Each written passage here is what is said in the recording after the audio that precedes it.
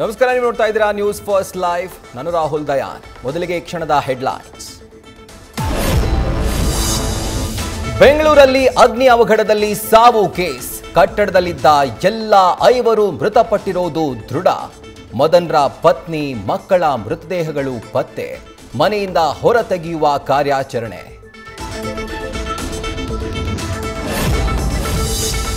ನಗರಪೇಟೆ ಅಗ್ನಿ ಅವಘಡದಲ್ಲಿ 5 ಸಾವು ಪ್ರಕರಣ. ಮೃತರ ಕುಟುಂಬಕ್ಕೆ ವೈಯಕ್ತಿಕವಾಗಿ 5 ಲಕ್ಷ ರೂಪಾಯಿ ಘೋಷಿಸಿದ ಸಚಿವ ಜಮೀರ್ ಅಹಮದ್. ಸರ್ಕಾರದಿಂದಲೂ ಪರಿಹಾರಕ್ಕೆ ಮನವಿ.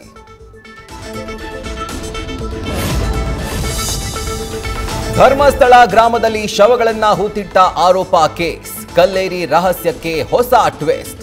ಬೋಳಿಯಾರ್ ಅರಣ್ಯ ಪ್ರದೇಶದ ಸ್ಪಾಟ್ ನಂಬರ್ 15ರಲ್ಲಿ ಶವ ಹೂತಿದ್ದನ್ನ ಕಂಡಿದ್ದ ಸ್ಥಳೀಯರು. ಆದರೆ ಪೊಲೀಸರು ಹುಡುಕಿದ್ರೂ ಸಿಕ್ಕಿಲ್ಲ ಯಾವುದೇ ಕುರುಹು.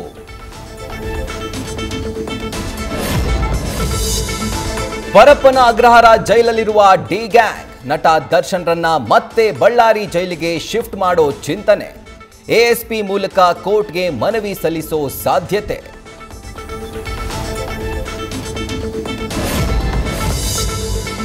ನಟ ಅಜಯ್ ರಾವ್ ದಾಂಪತ್ಯದಲ್ಲಿ ಬಿರುಕು. ವಿಚ್ಛೇದನ ಕೋರಿ ಕೋರ್ಟ್ ಮೊರೆ ಹೋದ ಪತ್ನಿ ಸ್ವಪ್ನ ರಾವ್.